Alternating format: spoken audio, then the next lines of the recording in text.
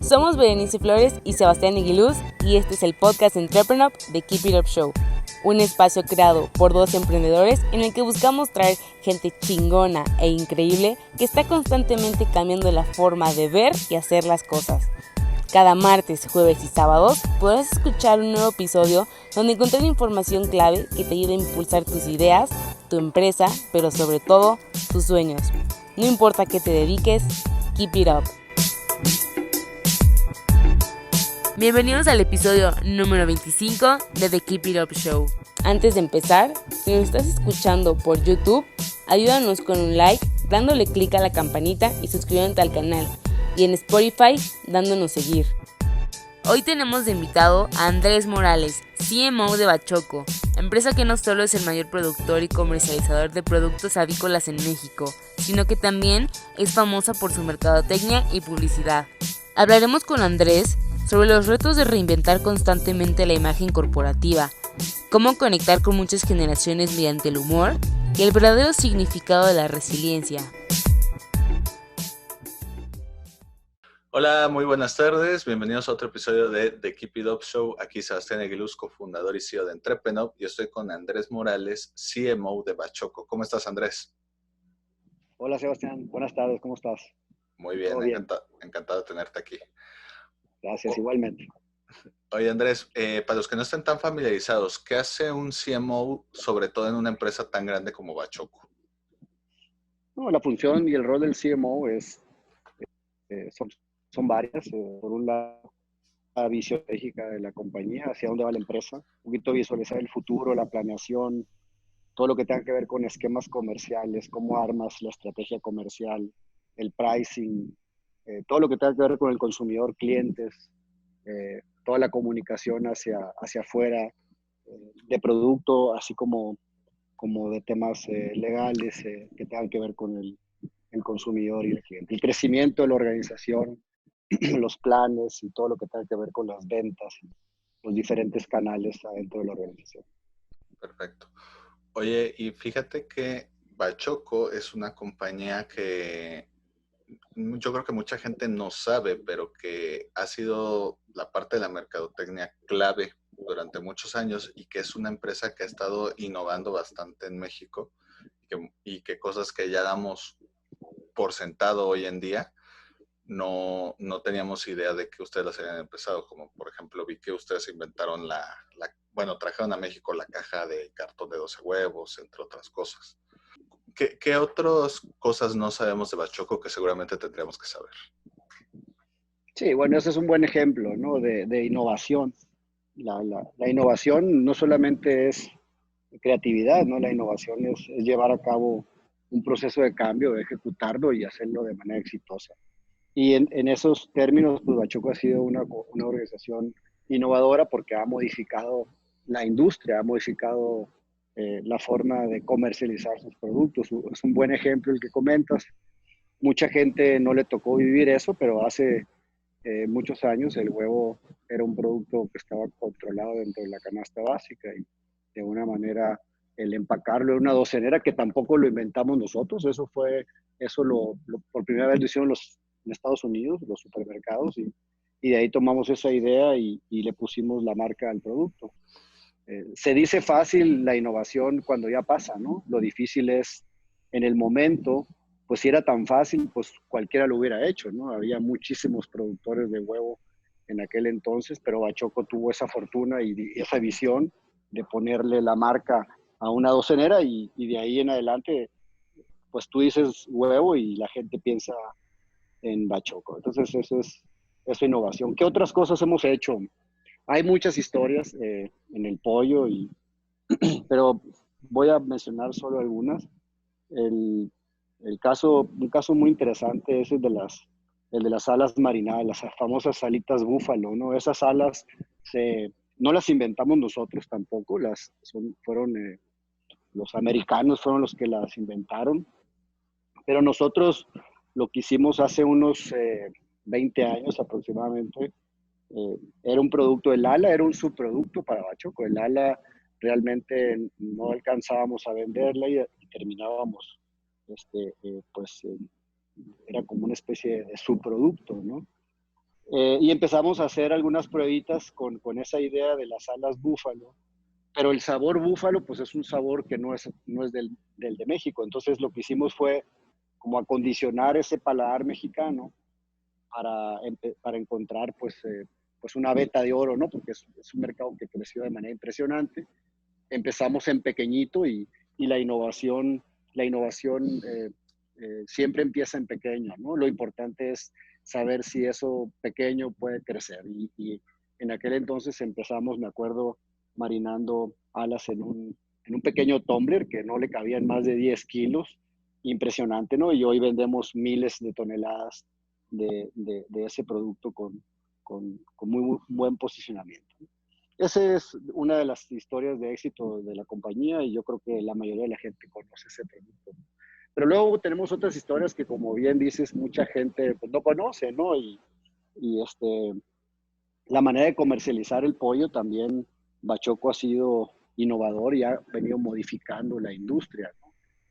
Hoy el producto se comercializa en la Ciudad de México en unos totes, que es un contenedor. Todo lo que va fuera del autoservicio se comercializa así, en unos totes que van enhielados y ese canal nosotros le llamamos mercado público y lo vendemos en la Ciudad de México y en el pasado era un canal que comercializaba el pollo pues literalmente en hielo, ¿no? Veías estos trailers con camas de hielo y el pollo iba arriba del hielo y nosotros innovamos y encontramos un contenedor que se usaba para comercializar salmón precisamente en un viaje que se hizo a Canadá. Vimos ese container, es una especie de container que aguanta el hielo por muchas horas y el pollo que se comercializa fuera del canal moderno pues tiene esa particularidad, ¿no? Va en contacto con el hielo y a la hora de ver esa idea que venía de Canadá, nosotros implementamos este proceso de empaques en containers que le llamamos totes y hoy por hoy pues es la manera en la que se comercializa en esos canales tradicionales mayoristas el producto, ¿no? Entonces hay muchísimas historias de, de innovación y de cambio porque cuando tú cambias un producto o un proceso y el resto de la industria termina haciendo lo mismo, es cuando dices, eso es innovación, ¿no? Lanzar algo nuevo, entrar y salir, pues eso, pues a lo mejor yo no lo considero de manera particular como innovación. Cambiar una industria, por ejemplo, una forma, creo que esa es la verdadera innovación que estamos buscando. Para diferenciarnos, obviamente, ¿no? La innovación lleva como objetivo la diferenciación ante el mercado. Ustedes tienen una publicidad muy característica, que es como juntar el humor con todo este tema de los huevos. ¿Cuáles son los grandes retos a la hora de generar una estrategia de marketing y de publicidad que sea tanto fiel a la marca, pero que sigas teniendo que traer nuevo material al mismo? Y luego la comunicación de la compañía también ha sido un éxito, un logro, y no fue fácil, ¿no? La campaña de comunicación que conocemos la mayoría, porque está plasmada principalmente en espectaculares, ahora en redes, pero por muchísimos años en espectaculares, pues fue única y fue innovadora y también fue un proceso de cambio importante, ¿no? Y lo más relevante de esa campaña de comunicación, pues es que ha sobrevivido muchísimos años. Entonces, no hay muchas campañas que sobreviven años, ¿no? Y nosotros llevamos cerca de 30 años con la misma esencia de comunicación. Y eso no es fácil. Hay pocas compañías que lo han logrado. Y estoy hablando de compañías a nivel mundial, ¿no? Hay pocas organizaciones que han logrado una campaña que viva a lo largo del tiempo y que se renueve una y otra vez. La creatividad es un reto. Ahorita que preguntas cuáles son los retos, pues uno de ellos es la creatividad. Y la creatividad pues es infinita realmente. Si está bien montada y está bien montada en la necesidad de un cliente, de un consumidor, y está bien estructurada, pues puede durar muchísimos años, ¿no?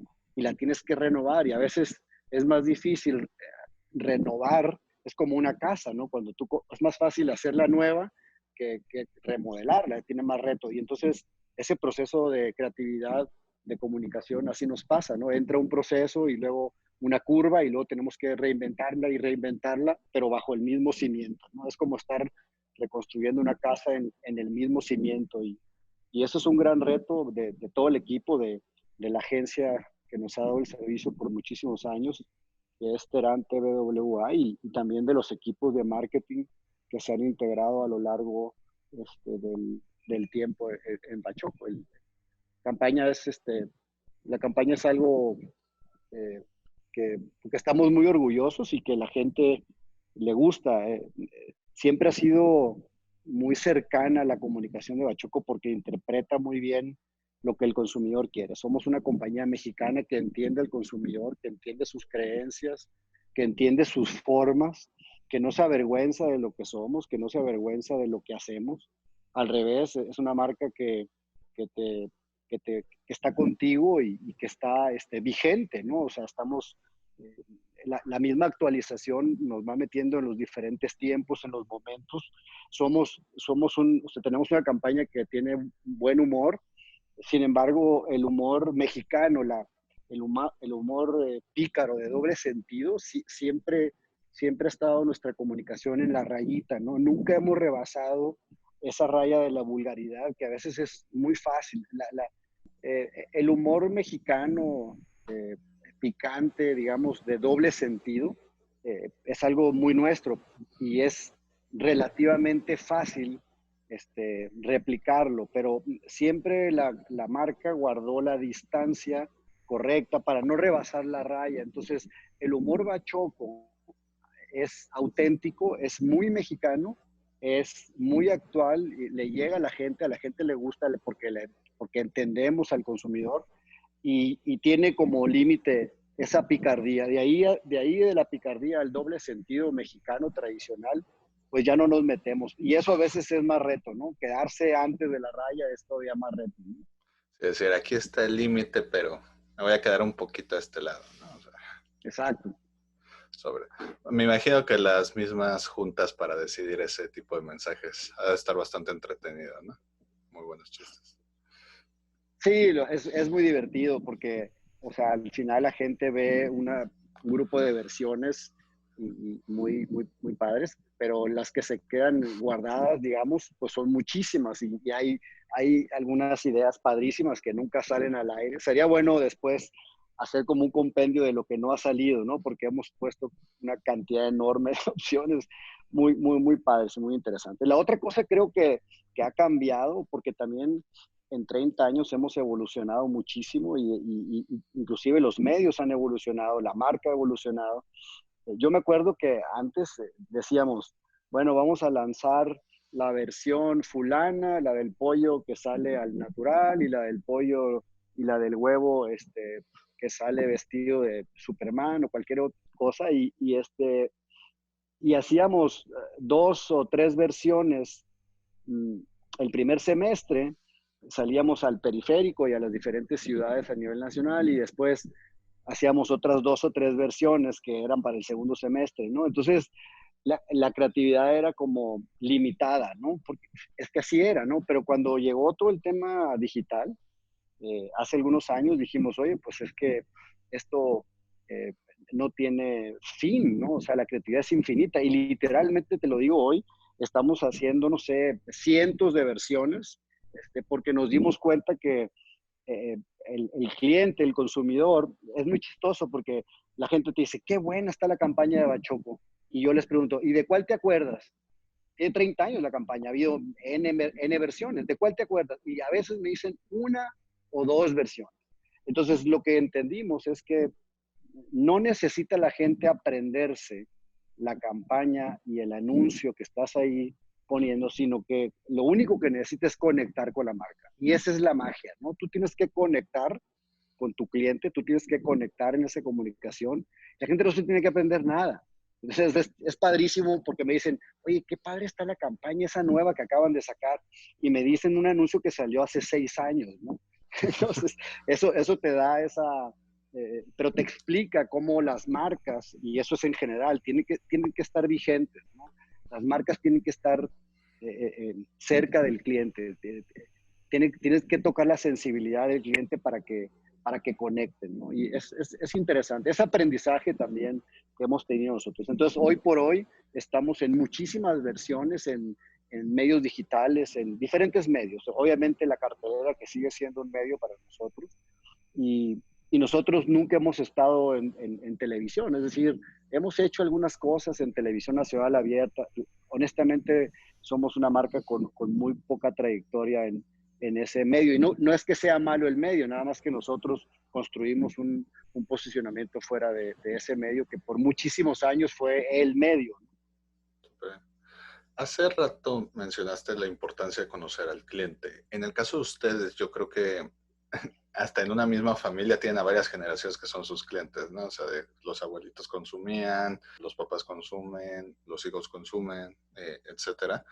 Y pues en un país tan multigeneracional como México, donde todos estos conviven, ¿cómo le hacen para que el mensaje llegue a todos o se enfocan más bien en tomadores de decisiones de la familia? Sí, hablando de comunicación, digo, obviamente cuando hablas de producto, pues tienes diferentes targets, ¿no? Y diferentes canales y diferentes zonas, y ahí tomas en cuenta muchísimas cosas. Cuando hablas de comunicación, si hablamos de publicidad general, estratégica general, top hasta arriba, fíjate que lo que nos sucedió fue algo muy curioso. Nosotros identificamos que el cliente hace muchos años era el ama de casa, ¿no? Y por muchos años le hablamos solo al ama de casa. Y hoy por hoy, ahorita que decías multigeneracional, eso es muy interesante porque la marca se ha mantenido vigente y actual y moderna en las diferentes generaciones. Y eso es muy difícil. Las marcas que tienen muchos años, se tienen que renovar en esa comunicación, en esa conexión de la que hablábamos, ¿no?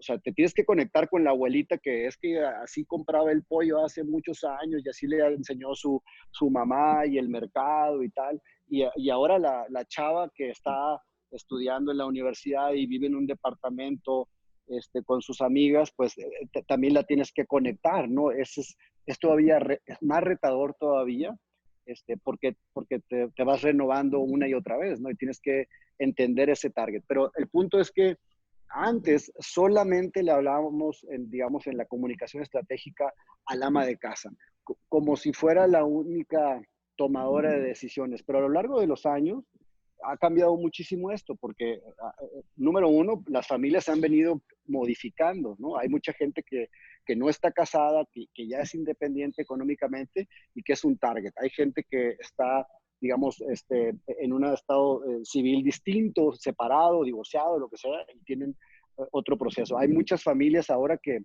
no tienen hijos. Entonces, hay una serie de combinación de factores donde ya la marca es universal. Cuando nosotros estamos diseñando una versión de comunicación, de publicidad, estamos pensando en el público en general. Y la gente me dice, oye, pero es que el señor de la casa no va y compra la marca, pero también es un target porque está dentro del proceso. Acuérdate que el huevo y el pollo, que es lo que nosotros vendemos más pollo, la compañía tiene más peso específico en el pollo. Pero el posicionamiento de la marca está tanto en el pollo como en el huevo. Y hemos ido incorporando otros negocios ahora de cerdo, tenemos también un negocio de hamburguesas de res, etcétera. Entonces, abarcamos un área muy grande de la proteína animal, pero también lo que hacemos es que ese consumo es muy repetitivo. Si tú hablas de pollo y huevo, la gente compra, son productos que se compran a diario y que se consumen a diario. Entonces, estamos presentes todos los días en las, digamos, en las compras, en las cocinas de las señoras, en los departamentos de los chavos. Estamos ahí porque la gente consume pollo, la gente consume huevos. Es un producto de alta rotación y de alto consumo, ¿no?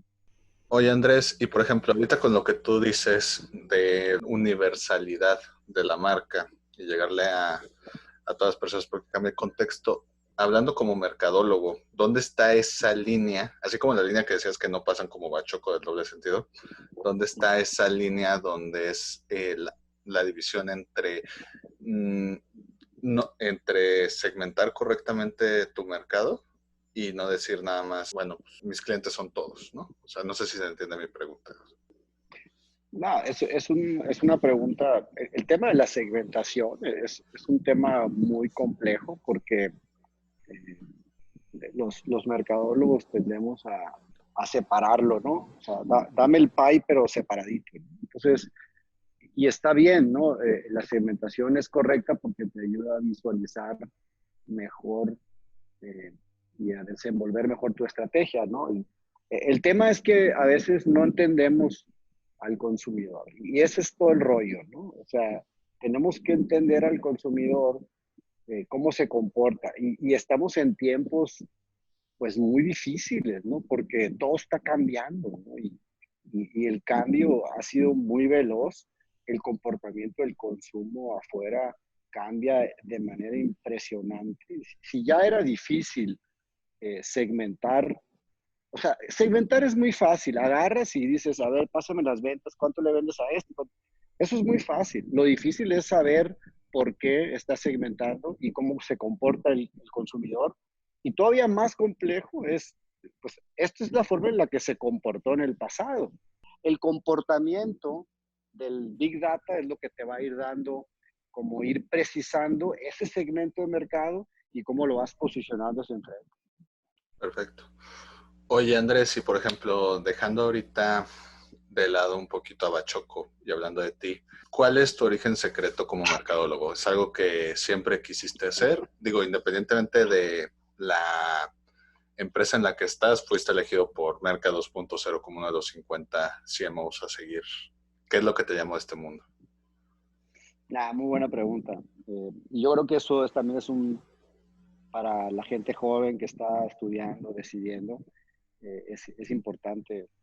Voy a platicar mi historia y quizás sea un poco inspiradora, pero yo soy contador público de origen, ¿no? Yo estudié en el TEC de Monterrey y estudié contador público, ¿no?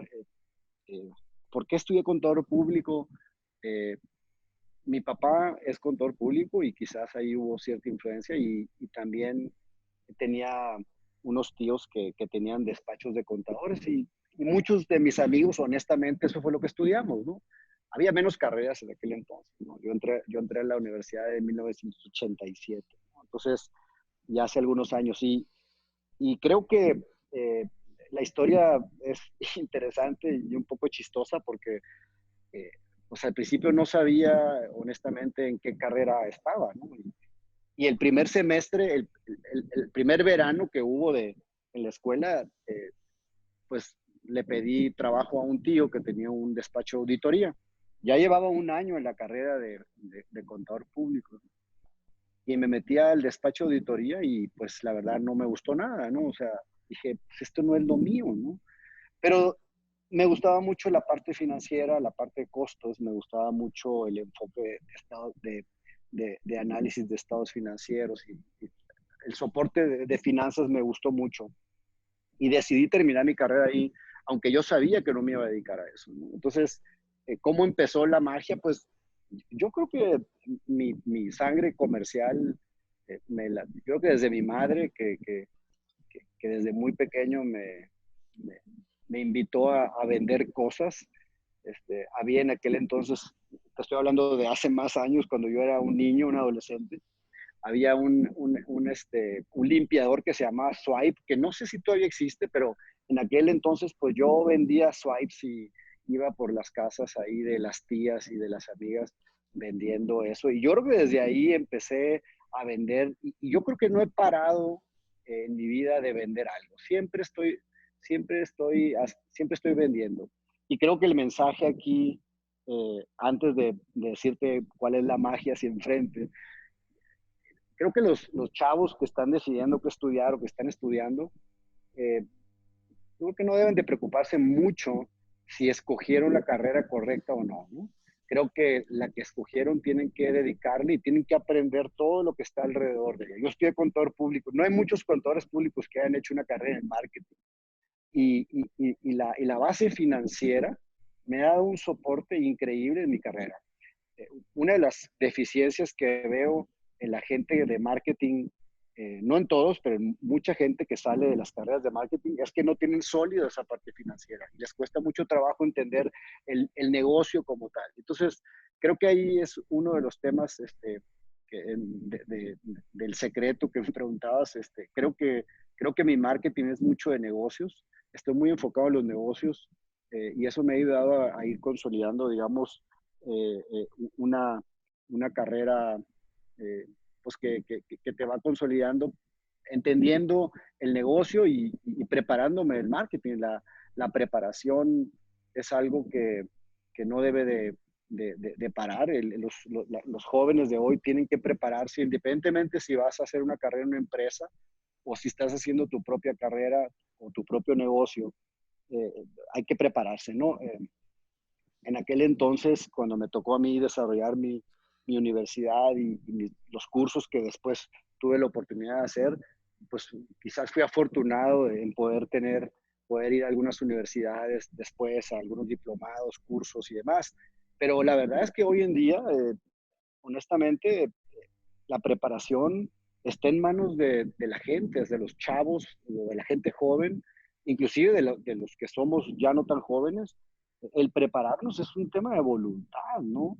Antes era un tema, antes era más complejo porque era un tema de voluntad, pero además alguien te lo tenía que pagar, ¿no? Tenías que ir a la universidad fulana y al curso, tenías que viajar y te costaba mucho la educación. Hoy lo que hay en las redes y lo que hay en los medios digitales es increíble. O sea, todo el conocimiento está ahí en la mano de la gente. ¿Cuál es la diferencia hoy? Pues la voluntad, ¿no? La voluntad de hacerlo, ¿no? Sí, no, lo que te decía es que en el pasado, antes tenías que tener los recursos, y tenías que desplazarte y buscar el conocimiento. Era mucho más complejo. Tenías que tener la voluntad de hacerlo y tenías que tener el apoyo financiero para hacerlo, ¿no? Hoy en día, el conocimiento está en manos de tu teléfono, o sea, está en tus manos, ¿no? Hay una cantidad de información y de conocimiento de gente que quiere dar un poco de lo que sabe, y yo soy uno de ellos. O sea, yo me he dedicado, no sé, los últimos tiempos pues a dar un poquito de lo que yo sé, y si eso le sirve a alguien, inspira a alguien, pues yo me voy por bien servido. Entonces, hay una cantidad de información y de comunicación afuera. El reto es la voluntad, ¿no? La voluntad de hacerlo y de prepararse. Creo que la preparación es muy importante en los jóvenes. Es muy importante prepararse, más que nunca. Cuando yo salí de la carrera de contador público, eh, me acuerdo que estudié en el TEC de Monterrey, y yo salí muy contento pues con mi título de contador público a buscar trabajo, ¿no? Y bueno, pues en algún momento pensé que el hecho de tener un título del TEC de Monterrey te daba como el pase asegurado a tener una buena chamba, ¿no? Pues la sorpresa fue todo lo contrario, ¿no? Y cuando empecé a buscar trabajo en 1991, que las cosas estaban bien, digo, más o menos bien, nunca ha estado bien, pero estaba mejor que hoy sí estaba. Recuerdo que dije, pues voy a entrar a una empresa grande, ¿no? Y en Monterrey había en aquel entonces también empresas corporativos fuertes. Y hice un proceso en Cemex, me acuerdo, ¿no? Y llevamos una serie de entrevistas, y un proceso que yo creo que me entrevistaron, pues no menos de 8 o 9 personas, estudios, evaluaciones. Y al final me dijo el de reclutamiento, el de recursos humanos, me dijo, mira, me dice, llevamos ya 2, 3 meses en este proceso, hemos visto muchísima gente y al final solamente quedan 2 candidatos, tú y otra persona. Entonces, pero estamos muy entusiasmados y ojalá que puedas. Era mi primer trabajo, ¿no? Recién egresado. Entonces yo estaba muy contento y muy motivado, y a la semana siguiente me llama esta persona y me dice, oye, quiero hablar contigo, fíjate que pues tú no fuiste el elegido, ¿no? Fue otra persona a la que le dimos la posición a la que estabas buscando. Y, y entonces le digo, oye, ¿me puedes compartir quién es para saber, pues más o menos quién fue el que me ganó para saber cómo está la cosa? Y me dijo, Para sí, me dice, este, el ganador es un egresado de un MBA de Berkeley, de la Universidad de Berkeley. Y entonces dije yo, ¿cómo? ¿Sí? A él estamos dando la apuesta. Entonces yo dije, o sea, el aprendizaje para mí, que fue muy doloroso, obviamente, porque tú sales de la carrera con muchísimas ganas, con muchísimo entusiasmo, y el primer trancazo fue, tú no eres, güey. O sea, tú no eres.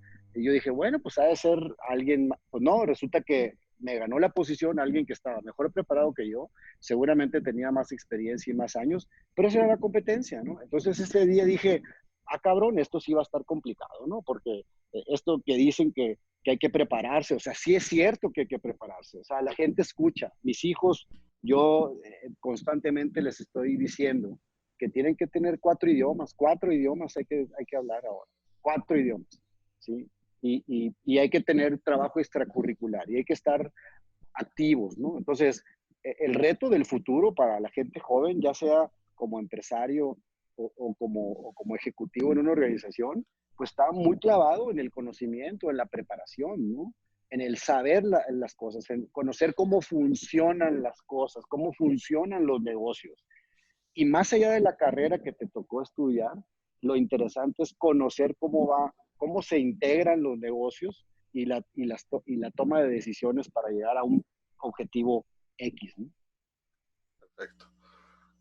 Oye, Andrés, y para ir terminando, a todos los invitados de Keep It Up Show les pedimos 3 sís y 3 nos para los emprendedores, es decir, 3 cosas que un emprendedor debería hacer sí o sí y 3 cosas que deben de evitar a toda costa. 3 mandamientos y 3 pecados capitales. ¿Cuáles serían tus tips? Mira, eh, los, los pecados capitales es, eh, número uno, nunca dejes de moverte. En las crisis, cuando nos golpean, cuando nos mueven el tapete, eh, hay que tomar decisiones y hay que tomar acción. Y hay que seguir pedaleando. O sea, no puedes parar. O sea, un pecado capital es pararse ante la adversidad, ¿no? A mí me ha tocado estar en muchas crisis y me ha tocado estar sin chamba también, ¿no? Y cuando estás sin chamba, si tú eres un ejecutivo, si tú eres un empresario que se te acabó el negocio por el COVID, por todo lo que estamos viviendo, que hay muchísimos de ellos, lo que tienes que pensar es que es un tema de entorno. La crisis es de entorno. O sea, no podemos perder de vista eso. Las crisis vienen y se van. Y van a volver a venir, ¿eh? Y se van a volver a ir. Entonces, lo importante es salir de ellas rápido. Rápido hay que salir de ellas. Entonces, si tú eres de los que te tocó el recorte porque estás sin chamba, te tocó el recorte, ni modo. Ahí están desempleados miles de personas en México. Si te tocó el recorte, tienes que pensar dos cosas. Uno, si es un tema porque no hiciste tu trabajo, tienes que rehacer eso, tienes que arreglar ese tema. Pero si no es un tema de desempeño, que hay miles de casos de esos, tienes que entender que es un tema del entorno, ¿no? Entonces, eso lo que digo es, si es un tema del entorno, entonces eso quiere decir que no está relacionado con mi desempeño. Entonces, eso quiere decir que tengo que seguir pedaleando. O sea, si yo estoy haciendo algo y lo estoy haciendo bien, tengo que seguir pedaleando, le tengo que seguir dando. Eso es, digamos, la primera recomendación. Nunca dejes de pedalear. Luego, número dos, pues nunca aceptes un no, ¿no? O sea, el no es algo que tenemos que prepararnos en nuestras carreras. O cuando la gente te dice no, eh, ese no, velo como temporal, ¿no? Es difícil, ¿no? Porque estamos como programados para sí o no, somos como binarios, ¿no? No, pues ya me dijo que no, ¿para qué quieres que le insista? Sí, pero mira, es que el no a veces no es no, ¿no? Hay que volver a insistir, hay que volver a preguntar. O sea, yo la primera vez que pedí trabajo, después de esta historia de Cemex que te platico, en 1991, pedí trabajo en Bachoco, en 1991. Sí, yo entré a Bachoco en el 95. ¿sí? Entonces en el 91 toqué la puerta y me entrevistaron y hice un viaje a México y me entrevistó el gerente de recursos humanos, etcétera. Hice un proceso y la respuesta me dijeron, ¿sabes qué? No, gracias. ¿Sí? Pero volví a insistir una y otra vez y en el 95 entré. Entonces, nunca aceptes un no. Ya sé que se oye, o sea, todos los grandes pensadores y los libros, todo el mundo dice eso, ¿no? Es así como trilladón, pero la neta, es que así funciona. Yo he estado en consejos de administración o en procesos de comités de dirección y es, no, güey, no vamos a hacer eso, ¿sí? No lo vamos a hacer. Y volvemos a insistir una y otra vez y después lo haces. ¿Qué te dice eso, no? Lo que te dice es que si tú no aceptas un no, si tú crees que ese es el camino y crees en ti, bueno, pues ahí hay un aprendizaje. Entonces, pues no te dejes por ahí, ¿no? Eh, ¿Qué otra cosa debe uno de los, como dices tú, los pecados, ¿no? El, el, el no creer en ti, o sea, tú tienes que creer en ti mismo, ¿no? Tienes que entender dónde estás parado, porque luego los rollos estos motivacionales, cree que o sea, tú tienes que entender quién eres, ¿no? Y si estás listo o no estás listo. Si no estás listo para enfrentar los retos de los que hemos estado hablando, pues prepárate, ¿no? Tú tienes que entender quién eres y dónde estás parado, ¿sí? Es muy importante eso.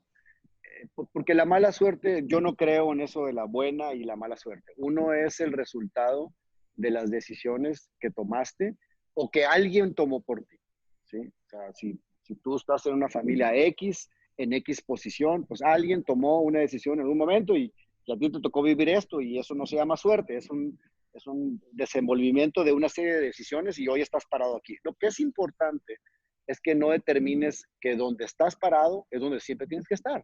Esto es importantísimo. Entonces tienes que pensar quién eres y dónde estás para, qué preparación tienes y cómo vas a luchar, ¿no? Y salir a luchar, ¿no? Yo no sé por qué se, se vendió la idea, y yo creo que es incorrecta, pero así se vendió desde mi muy particular punto de vista, de los millennials, ¿no? O sea, los millennials hablan, no, que los millennials son así, son así, y que les gusta esto, y que les gusta lo fácil. Y entonces hay una serie de etiquetas que yo no creo en eso. Eh, Sin embargo, las generaciones han venido cambiando. Y una cosa sí quisiera recomendar. Eh, Siempre hay que luchar. No puedes parar de luchar. No es cierto. El que crea que el mundo está fácil y que no, es que yo soy millennial y nosotros, mira, nosotros nos gusta viajar y hacer acá. Eso no es cierto, es una falsedad. O sea, si tú quieres que te vaya bien en la vida, hay que luchar, ¿no? Nada más que la lucha puede ser de diferentes formas, ¿no? O sea, tú puedes luchar disfrutando o puedes luchar sufriendo, ¿no? Entonces, lo interesante es luchar disfrutando. Yo no he parado de luchar toda mi vida y no he hecho otra cosa más que disfrutar mi lucha, ¿no? Entonces, eso puede ser una buena recomendación. A mí también me gusta viajar y a mí también me gusta salir temprano de trabajar y también me encantaría levantarme tarde los martes y los miércoles, pero no, la vida no funciona así. O sea, hay que encontrar esa lucha, ¿sí? Para que cada quien encuentre los sueños. El mundo está lleno de retos y hay que prepararse para eso, ¿no? ¿Cuáles son lo que, lo que sí hay que hacer? Ya cambiando la pregunta a lo que sí hay que hacer, los mandamientos, como dices, yo creo que el primero es encuentra tu pasión, ¿no? Encuentra lo que te gusta. Eh, yo estoy contador público y estoy en el mundo del marketing, ¿no? O sea, no, es que yo nunca voy a encontrar mi pasión porque fui ingeniero en sistemas, ¿no? Eso no tiene nada que ver, ¿no? Encuentra tu pasión de lo que te gusta hacer, lo que te apasiona, porque si encuentras tu pasión, ahí la vas a tener toda la vida, ¿no? Y las pasiones también pueden ir modificándose, no quiere decir que escojas una nada más y ahí. O sea, es algo curioso porque lleva tiempo, ¿eh? O sea, lleva tiempo, se oye bien padre, escoge tu pasión y dice, híjole, chica, pues, ¿cuál es mi pasión? O sea, ¿dónde la busco, no? creo que con el tiempo, la madurez, los golpes, los trancazos que se va dando uno en la vida, vas encontrando lo que te mueve y lo que te hace feliz. Eso es como una parte importante. La otra parte que yo recomendaría es ser resiliente. Y la resiliencia, ahora que antes no existía la palabra, yo no la conocía, pero ahora anda de moda, ¿no? Pero la resiliencia no es otra cosa más que cuando te dan un madrazo y te caes, ¿sí? ¿Cuánto tiempo te tardas en regresar al punto donde estabas?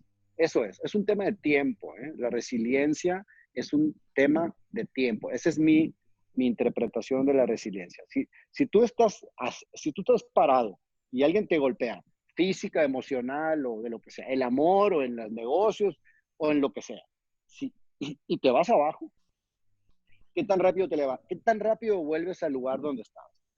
Y ahí hay muchísimas técnicas y hay muchísimas fórmulas, pero entender que es un tema de tiempo, regresar al punto donde estabas, simplemente entenderlo, porque eso nos pasa todos los días, hombre. Pues, oye, o sea, si tú evalúas tu semana pasada, te vas a dar cuenta que, o sea, lunes, y lo graficaras, o sea, emocionalmente, te vas a dar cuenta que, pues, a lo mejor lunes, martes, y a lo mejor el miércoles estuviste al 100% y el sábado estuviste en la lona, ¿no?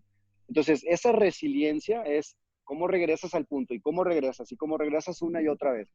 El poder dominar eso en la inteligencia emocional es todo un reto y creo que sería como un buen ejemplo, ¿no? Yo tengo una historia muy chistosa que platico. ¿Tenemos tiempo todavía o no? Sí, cuéntanos. Yo he tenido muchos trancazos en la vida, muchos golpes y me he equivocado muchas veces y he estado en la lona muchísimas veces.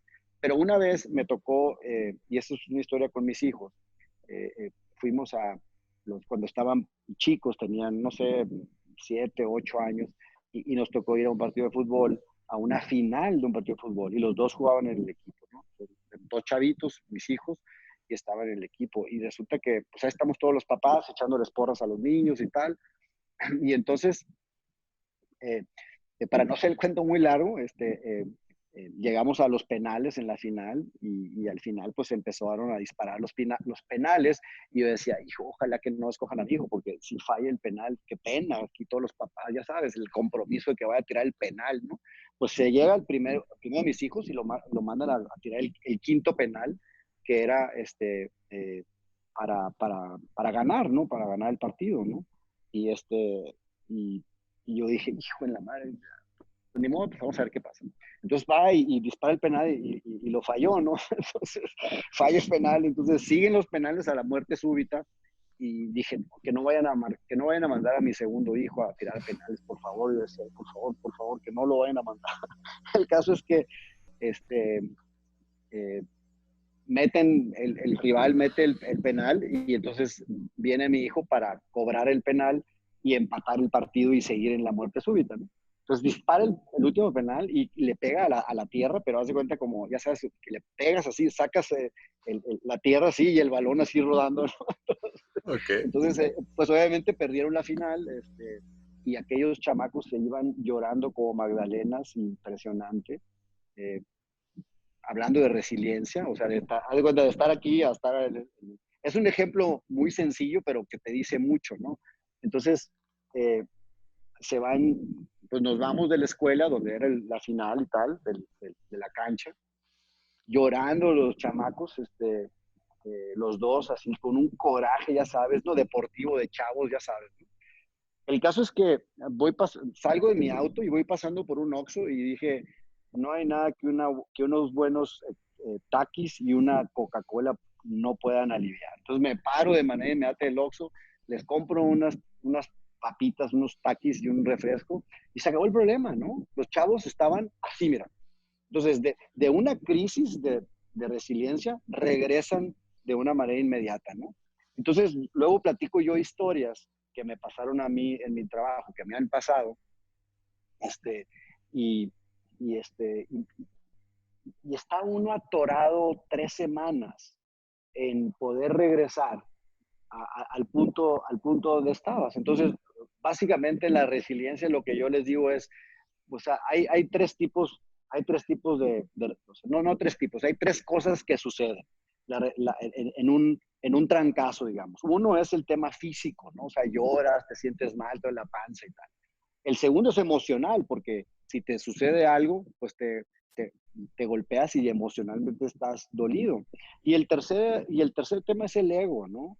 Entonces, cuando uno en tu parte profesional te pasa algo, o sea, si la regaste, cometiste un error, te corrieron de la chamba, tronaste un negocio, este, tronaste tu restaurante, lo que sea, ¿sí? Hay un tema de ego muy cañón. Entonces, la resiliencia tiene que ver con lo físico, con lo emocional, pero lo más duro es con el ego contigo mismo, ¿eh? O sea, tú tienes que salir del, del ego, de decir, chin, soy un malo para los negocios, troné este negocio, ¿no? Y tienes que erradicar eso. O sea, el regresar al punto donde estabas, en un chavito de 7, 8 años, pues sí, tienes un tema físico, porque estaban llorando, estaban rojos, físico, ¿no? La resiliencia, o sea, la afectación era física y era emocional porque en el momento se sentían de la patada. Pero no hay ego, pues en un chavo de 8 a 7, no hay egos. Entonces, con una Coca-Cola se acabó el problema. Físico, emocional, se acabó el problema, volviste al lugar donde estabas.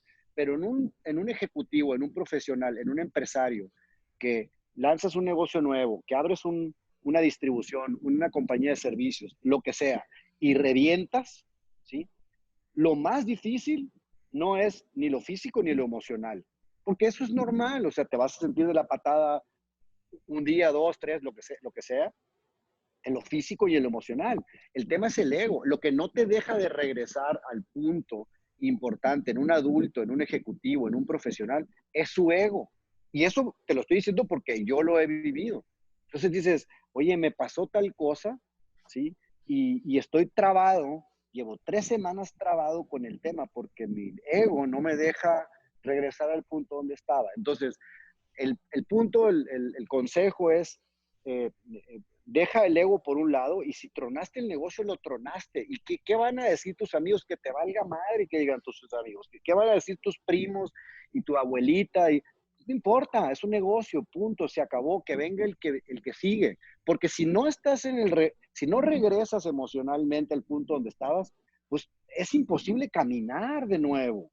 O sea, el fracaso de un negocio es lo más normal del mundo, no pasa nada. Y no tiene nada de malo. Lo malo es quedarte atorado acá a la mitad. Si estás acá, estás a la mitad, no vas a hacer nada, hombre. Ni vas a conseguir chamba, ni vas a hacer un negocio nuevo, estás trabado. Entonces, lo que tiene uno que aprender en este mundo que estamos viviendo, con la velocidad que lleva esto, que va a 1000 por hora, necesitas regresar rápido, ¿sí? Y si te fue mal, pues te fue mal. Y lo que sigue, y lo que sigue. Yo siempre he vendido, ahorita que te decía, siempre he vendido cosas. Soy un vendedor. este, eh, siempre estás comunicando algo, siempre estás tratando de, de, de, de, de vender algo, de vender una idea, de vender un concepto, de vender un proyecto, tu imagen. O sea, hay mucha gente, no sé por qué, hoy en día escucho mucho el tema, la gente me dice, no, yo no soy bueno para vender, no, no. O sea, como que vender es como de clase baja. Yo soy bueno para esto, pero no, las ventas a mí no se me dan. Yo no soy un vendedor. Como que la profesión de vendedor es, es como low profile, ¿no? Y luego, eh, si me regresa, si me permite regresarme a los don'ts, Sí. ¿sí? A los pecados, yo les recomendaría, nunca digas soy malo para vender, porque siempre, en mi vida, siempre he vendido algo. He vendido ideas, vendo proyectos, mi imagen, he vendido planes, presupuestos, obviamente productos. Entonces, siempre está uno vendiendo algo en la vida. Ese es mi muy particular punto de vista. Pero bueno, la resiliencia, encontrar la pasión, son como las cosas que yo les recomendaría hacer. Y yo creo que hay un tema también de humildad, ¿no? O sea, creo que tenemos humildad profesional, ¿no? Me gusta mucho platicar esta historia porque aprendí mucho, ¿no? Cuando yo llegué Bueno, yo estuve algunos años en Bachoco, estuve unos 7, 8 años, y después me fui a otra empresa que se llama Smithfield Foods. Y Smithfield Foods es la compañía más grande del mundo de carne de cerdo, es un monstruo, ¿no?, a nivel internacional. Y estuve ahí algunos años y recuerdo que luego regresé a Bachoco, pero cuando estuve allá, estuve 5 años allá, yo me fui como vicepresidente de ventas y marketing de la compañía en México, ¿no? Y en aquel entonces, y todavía, le vendíamos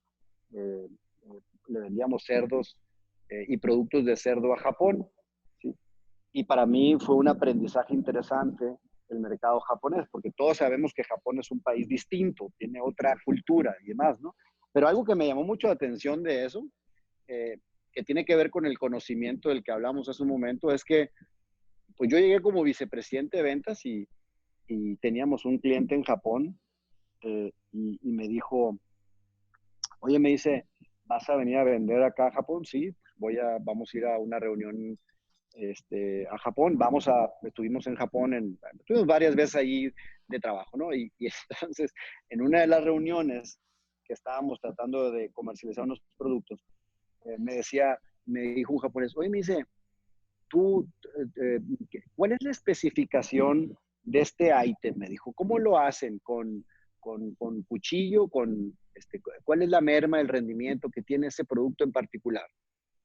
Y yo le dije, no, pues no sé, eso lo debe de saber, pues no sé, el vendedor, el tercer nivel. Y me dijo, tú no puedes venir aquí a vender nada si no conoces la especificación de tu producto. Y se me quedó tan grabado eso, porque en mi mente yo era el vicepresidente de ventas. Y eso que lo sepan allá los que venden, ¿no? Entonces se me quedó grabado el hecho de decir, oye, si tú tienes que ser un experto en lo que comercializas, en lo que vendes. Y si no lo sabes, yo en ese momento no lo sabía, pero me cayó un 20 impresionante que yo me dediqué a meterme a las plantas y a los procesos para conocer qué onda con ese producto, ¿no? Entonces, esos cambios de cultura de repente te mueven el tapete porque dices, madre, pues es que yo soy el jefe, güey. Pues sí eres el jefe, cabrón, pero tú eres porque me dijo, tú eres el que más deberías de conocer el producto, más que todos. Y se me quedó tan grabado eso, y lo he llevado conmigo muchísimos años, de que uno dice, si tú quieres vender algo, tú tienes que saber más que todos los que están en tu grupo, ¿no? Eso creo que es un buen aprendizaje. Pero bueno, por ahí van los do's y los don'ts. Perfecto. Oye, Andrés, si por ejemplo alguien quisiera enterarse un poquito más de lo que hacen en Bachoco, ver sus nuevas publicidad que también es en redes sociales, etcétera, ¿dónde pueden conseguir más información? Que me llamen. Sí. Estoy en LinkedIn como Andrés Morales Astiazarán. Ahí tengo una red de mucha gente talentosa y encantados, a través de ahí nos ponemos en contacto y yo encantado le ayudo, de verdad, lo digo de verdad, ayudarle a gente a la que pueda ayudar y a la que le pueda dar más información o que quieran entrar, digamos, al mundo del marketing. Es un mundo padrísimo, y no necesariamente tienes que haber estudiado marketing, ¿no? Yo soy un buen ejemplo. Sí, me imagino.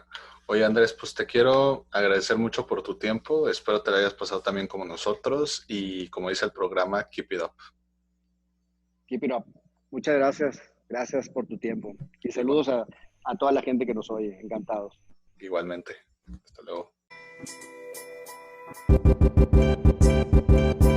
Si te gustó el episodio de hoy, recuerda que puedes escucharnos en Spotify y YouTube, y para más herramientas de estos temas, estamos en Instagram y Facebook como @entrepreneur.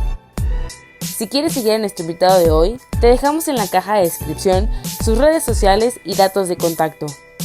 Gracias por escucharnos y nos vemos en el próximo episodio. Recuerda, keep it up.